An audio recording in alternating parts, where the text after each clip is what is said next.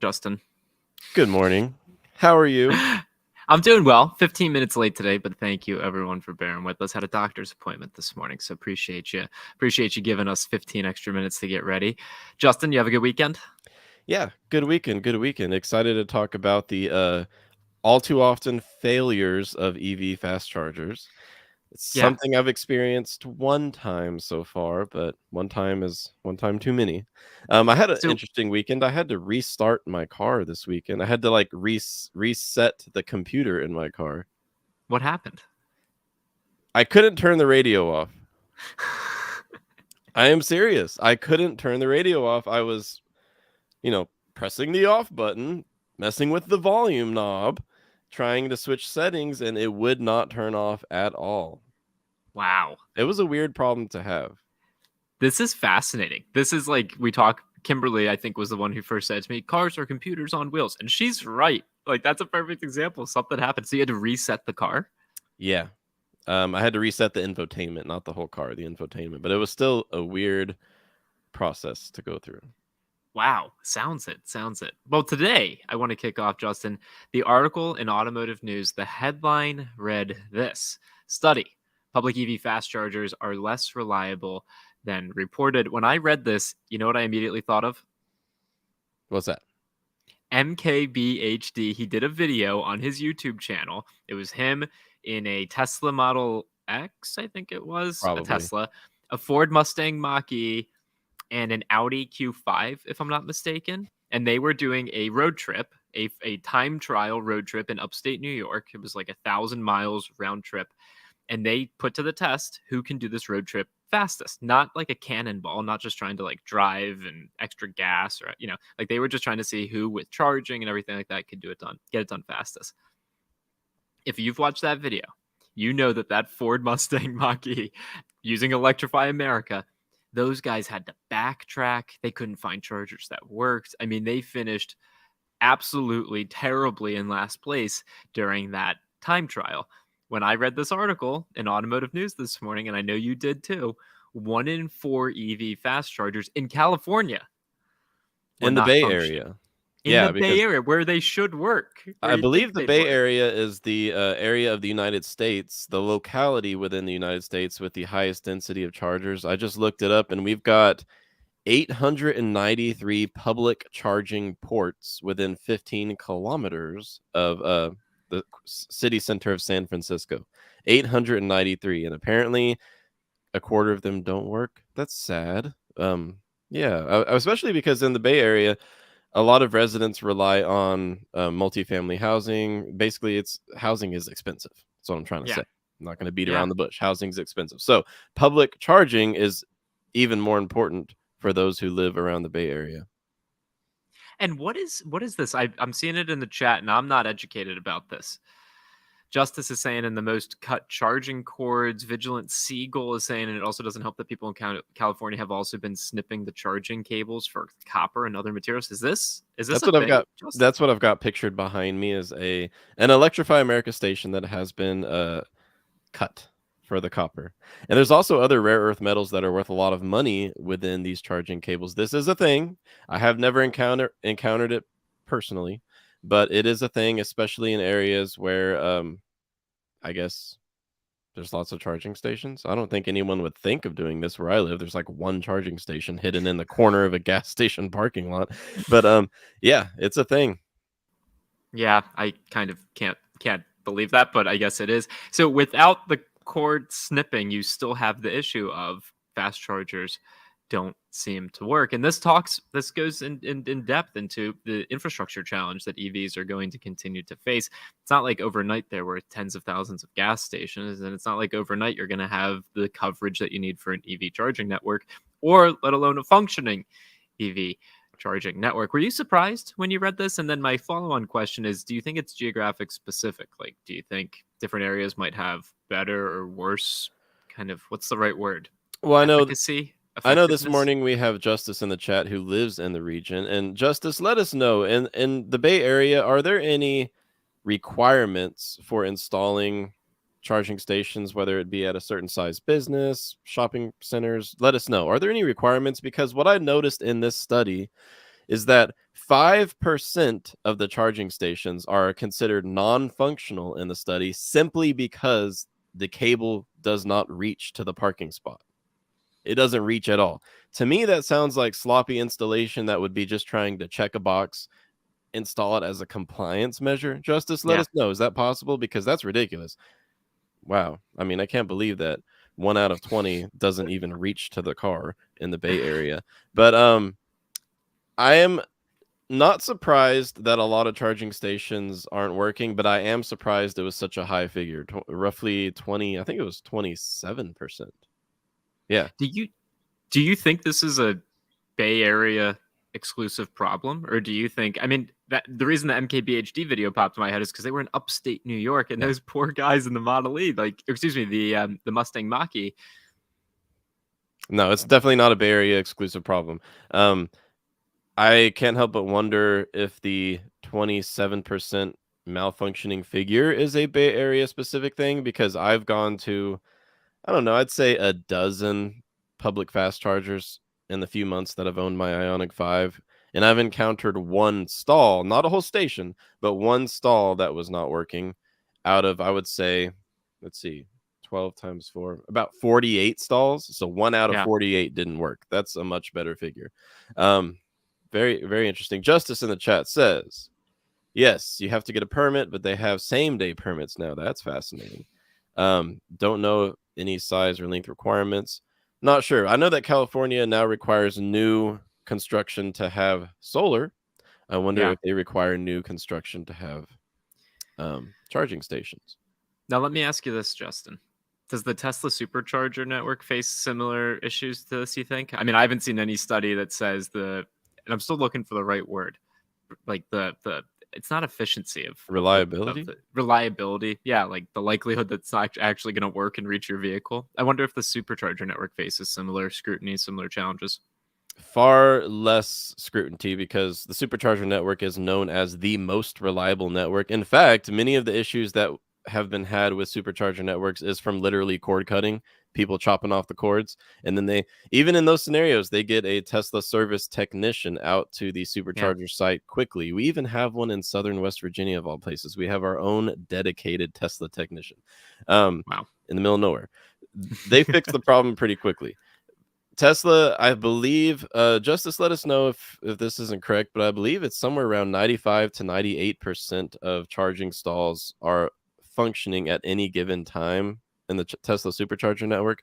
I can guarantee you that the figure is much lower for other charging networks such as EVgo, Electrify America, which is the one I use. Yep.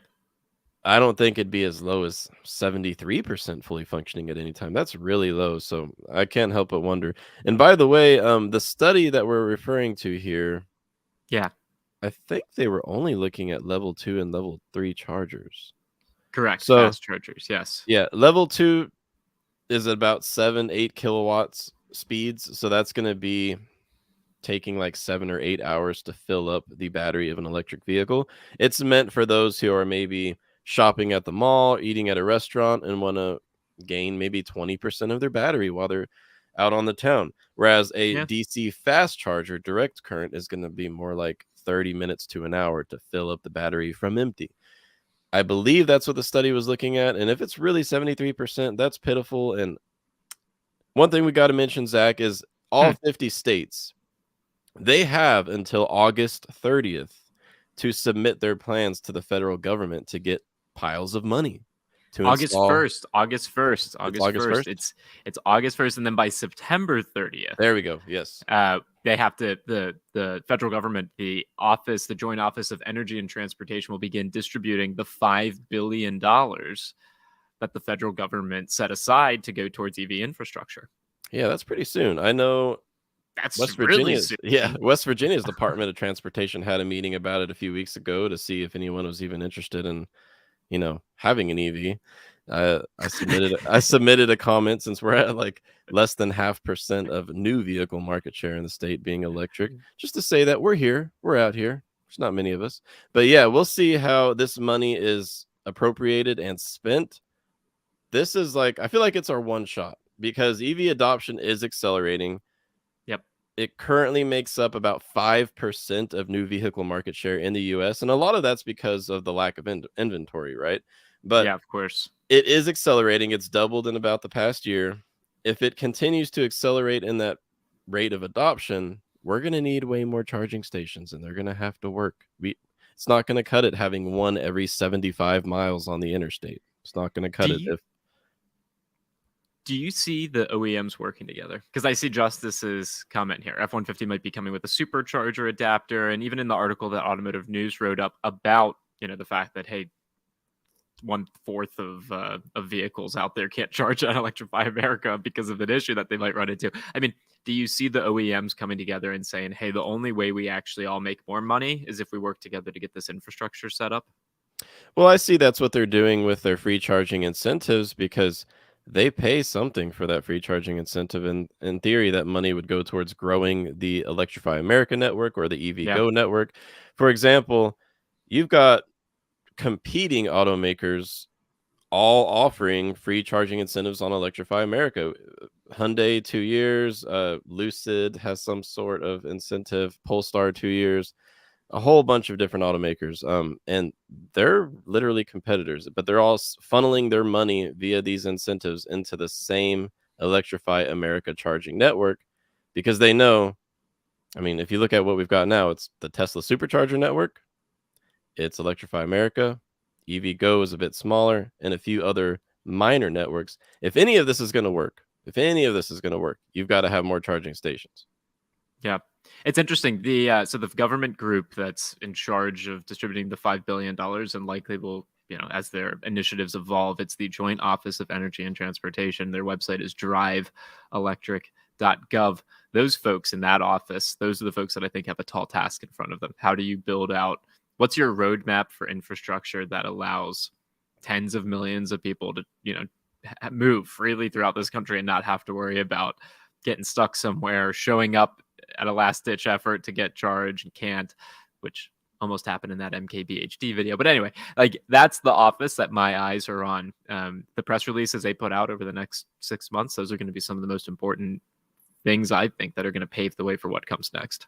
Yeah, and the federal funds have some interesting strings attached or just requirements. So the publicly funded fast chargers, they need to be fast. I forget what the minimum kilowatts is. I think it might be 100 or Justice. Let us know if you know what the minimum kilowatt requirement is for these fast chargers. But the more important requirement for accessing these funds is that it has to be a station installed within a few miles of the interstate.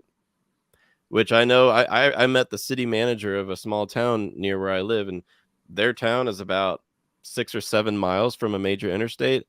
Yeah. He knew about this funding, but he was a little bit frustrated that they're not going to be able to access it because it has to be located right along the interstate. Therefore, their small businesses won't directly benefit. Yeah. Yeah. There you go. It's going to be interesting to see how even more strings get attached as more dollars are being allocated. You've got to imagine that as the dollar amounts get bigger, the requirements for where the money gets spent become a bit tighter as well. Anyway, interesting story this morning. And again, immediately made me think back to that video. If you haven't watched it, you definitely should. Why don't we switch gears, Justin? You want to talk a little bit about some automaker news? Yes. Which automaker should we talk about? Why don't you Okay, do, yeah. Buick. I've got Buick. Yeah, or the solid state battery stuff with Ford, I Let's think is talk that pretty one because interesting. Yeah, let's talk that. Who let's cares make about Buick? a cute little segue. You ready? Because Yeah. the density and reliability of public fast chargers would not matter quite so much if solid state batteries could hurry up and get squeezed into the electric vehicles out there on the road because solid Mhm. state batteries are capable of being far more energy dense, in theory, a bit safer because they don't have a liquid electrolyte. But it's the energy density and the longevity of these future technologies that really holds the promise. And it now looks like Solid Power, which is a pioneer of solid state battery development, is shipping its first pre-production solid state batteries to two automaker partners by the end of this year. We're talking about BMW and Ford. Now, Yep. we can't forget that separately, Toyota is also claiming that their solid state batteries are close to pre-production. Toyota's aiming for a 2025 entry via a plug-in hybrid. Now that could be a smart thing, because with a plug-in hybrid, you have a backup, which is your combustion engine, right? Yep. Typically, plug-in hybrids only go like 20 to 40 miles on pure electricity, and then they're basically normal hybrids with a combustion engine. That's the Toyota route. Well, with Solid Power's partnership with BMW and Ford, they are providing these pre-production prototypes basically to get ready to integrate them into the vehicles. They say by 2026. So it looks like 2025 to 2027 is going to be the time range where we're going to start to see this next generation of batteries make it into vehicles, because we haven't even gotten to like the Ultium battery platform from GM being commonplace yet. So that's technically the next generation. This is looking beyond that at solid state.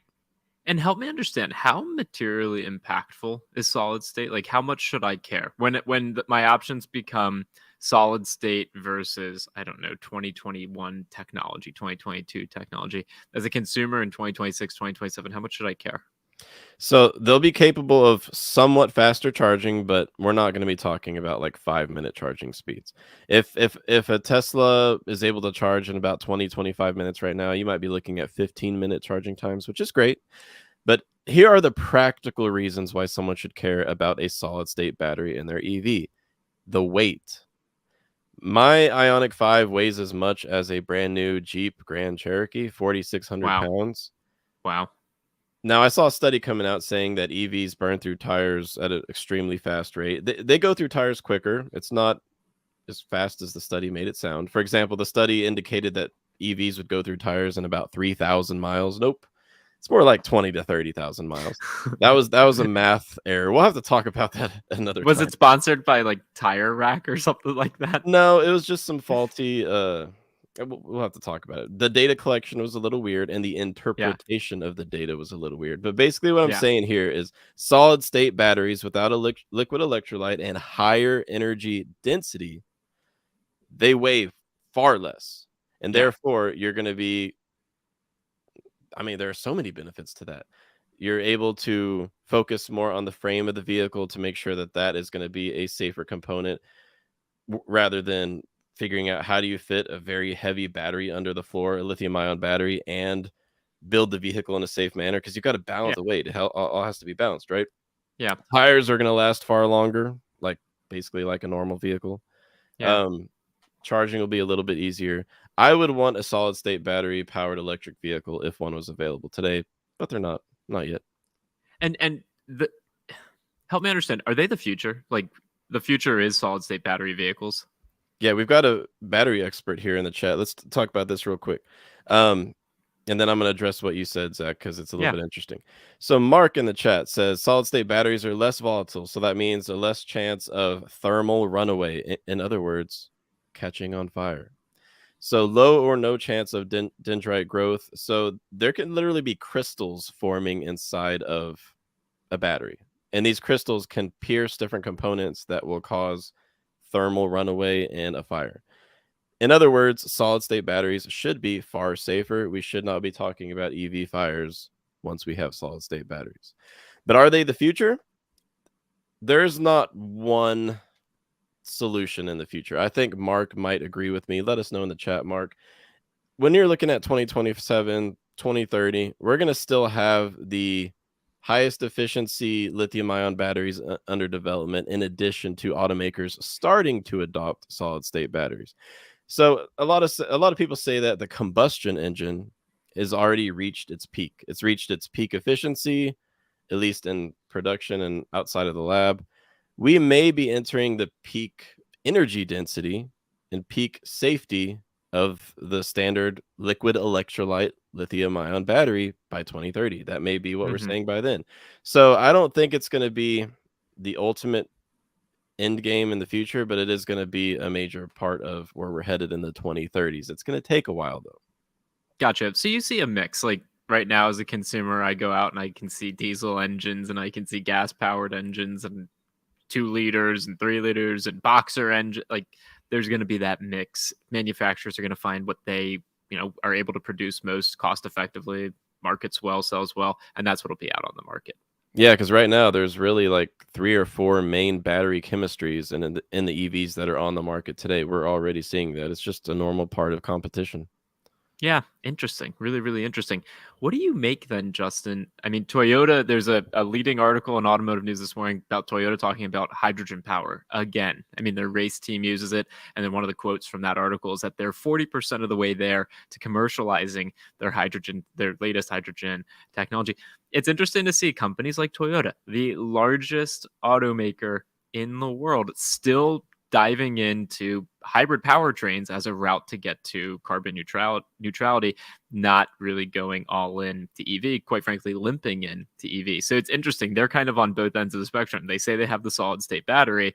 They also have all these other, what I'll call hedges for different ways to be able to deliver, to deliver what the consumer wants, which is a cheaper powertrain to cheaper cost of ownership through the powertrain. So there are 2 main challenges with hydrogen fuel that I wanna talk about real quick, and, Yeah. the main one is where are you gonna refuel?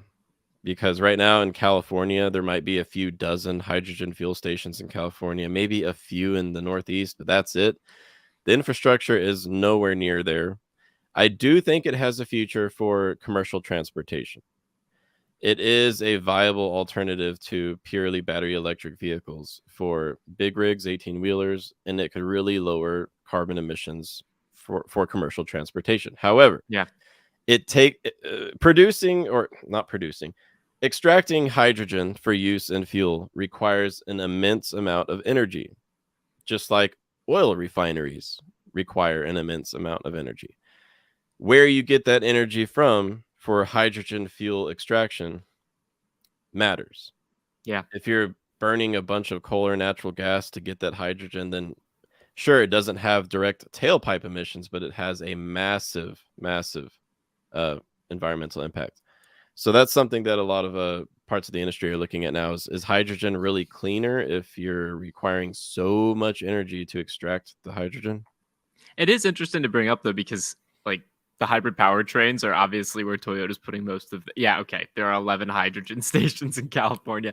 But seriously, you see Toyota, like they're not one of the quotes from the Automotive News article is like in an industry gone EV gaga, Toyota's kind of taking a more modest approach. And what they do carries a lot of weight, at least in my opinion, it does, because they've got a storied history of success. So it's fascinating to see. They've got solid state. They've also got the hydrogen. They've also got their traditional, hybrid powertrain with gasoline engines and batteries. So they're all over the board. Hybrids and plug-in hybrids are not going away anytime soon, if ever.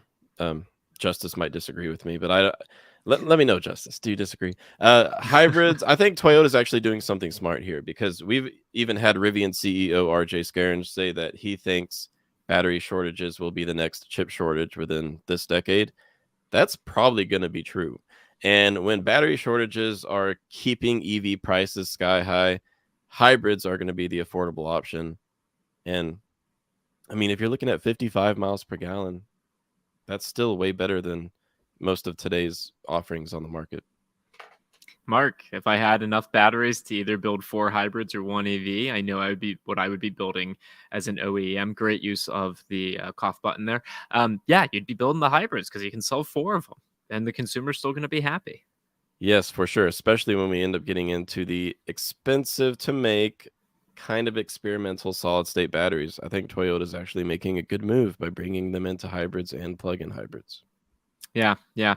All right. So, what other, if any, headlines did you see over the weekend, Justin? Otherwise, I've got an interesting experience that I can share with you from my weekend that ties back to EVs, I promise. Okay, I'll summarize the Buick news pretty quickly. So Buick Please. is going all electric. Remember, General Motors, which Buick is under the wing of, General Motors is going all EV by 2035. And I've often quipped, well, that means they said they're going combustion free by 2035. So they're either going to go out of business or they're going to go all electric, one or the other, right? Well, it looks like Buick Odds is in going to be. Vegas right now are pretty tight on the spread's pretty close. Yeah, so Buick is going to go all electric by the end of this decade, and they're going to end combustion sales by 2030, and they're not launching any new internal combustion models after 2024. My dad still drives a 2006 Buick LaCrosse, and I asked him about this. I said, "What do you think about this, Dad?" And he says, "They don't build them like they used to." I was like, "Mic drop, mic drop." Do you really think the target audience for Buick wants to buy an EV? Like, no, the answer is no. Yeah, but they are gonna mix it up a little bit and spice it up by calling it the Buick Electra lineup, and they're gonna have an alphanumeric naming system. So, like, I guess the Buick B1, I don't know, something like that. They're gonna try to make it appeal to the non-standard Buick fandom out there. I'm with Igor. I know you've got a bet for how many new cars are not going to be produced this year. I think you said anywhere from 5 to 7 million, and you said you have money riding on that one. Tell me who your bookie is, because I would like to place money on this bet that Buick will fail miserably if they actually are going fully EV. I just don't quite see how that works, especially with like upstart companies. They're producing vehicles that maybe Buick clientele would, if they are interested in going EV, like why wouldn't they just go spend the money on one of those? And we have to mention too, though, that these Buick Electra EVs are going to be powered by GM's Ultium battery platform, which is not solid state. It is next generation, but it's like the generation before solid state. So in between Yeah, what we've got in the Bolt and what we should get in 2030 with solid state. yeah. The Ultium platform is awesome. It is quite energy dense, very efficient, capable of charging up to 350 kilowatts. That's quicker than my Ioniq 5. It's impressive. If Yeah. they can convince through their marketing team, and I guess enough Super Bowl ads, that you know, different segments of the consumer market should go for a Buick, try out a Buick. I think it could be successful simply because of the Ultium battery platform. Well, when they eventually use that for the Buick Electra lineup. I want to address this real quick. Give me 30 seconds, Zach. Go So, for it. Go for it, Tesla Justin. news. Tesla news. Everyone loves Tesla news. There are 750 documented complaints of phantom braking in Teslas, and those are just the documented ones. I'm sure there are more. Tesla is going to be looking at how they're going to address this, both from a publicity perspective, but also from a safety perspective, right? So, what is phantom braking? I've experienced it when I was test driving a Model Y a few years ago. It's when you're on the highway and there's nothing in front of you, but the autopilot kind of just taps the brakes. Sometimes it slams the brakes. Can be a little bit unnerving, but there are more and more Tesla owners filing complaints of Hmm. phantom braking. Hopefully it gets resolved, because 75%, 3 out of 4 EVs purchased today are Tesla vehicles. We don't want to see cars just slamming the brakes on the highway. No, definitely not. No Also, you bueno. just reminded me, we've got the show on the other channel, the Ray and Zach channel, in 15 minutes. Mercedes-Benz has that giant recall out right now for brake issues. There are over 1 million vehicles with brake issues there. So let me share briefly with you an experience I had over the weekend, and then if it's okay with you, let's wrap, because I got to get ready Let's for wrap. that Let's show. wrap. Yes. I saw my first ever Hyundai Ioniq 5 Uber. And I talked to the Oh, driver. I was like, "Did you like get this just to like do rideshare?" It's like, "Yep, people mm, love it." I'm like, I got it at MSRP. Everything's good. I'm like, all right, fascinating. First time I've seen an Ioniq 5 rideshare. I didn't ask him, and in retrospect, I should have. Like, what do your customers think? Like, what do people who get in your car think? But I imagine they're probably like, whoa, this is super cool. Anyway, thought it was pretty neat that I saw that yesterday. it's probably awkwardly quiet in that Uber because my car is silent. I wonder if Yeah, he bought it yeah. at Hyundai 112 where I got mine, because I know in the northeastern region there are not many that sell them at MSRP. Yeah, I didn't ask him where he got it from, but I asked him. I said, "Hey, like, what'd you pay for this?" He's like, "Yeah, got it at MSRP." I was like, "Whoa, that's a damn good deal." I still need to get my recall fixed. I've been parking still, just it's become habit to put the emergency brake on every time I park, because in an EV it's just you press a button. Like, I don't have to do Yeah. anything really, but I still need to get the recall fixed learning fast. So I'll let you know when I get that done. All right, we will be back on Wednesday, except I probably won't be here. I'm sure I'll you'll be be on here. with Justice. Yeah. You'll be here. I appreciate you having me this Monday. And yeah, if anyone wants to join in 15 minutes, me and Ray will be on over on the Ray and Zach channel. Yeah, make sure and check it out, and please subscribe to our new EV channel. We have started releasing edited videos, so check those out if you want to see what kind of snazzy comments we have to say. Of course, Justin. All right, man. Thanks for your time. Thank you, everyone, for being here, and have a good Monday. Thank you. You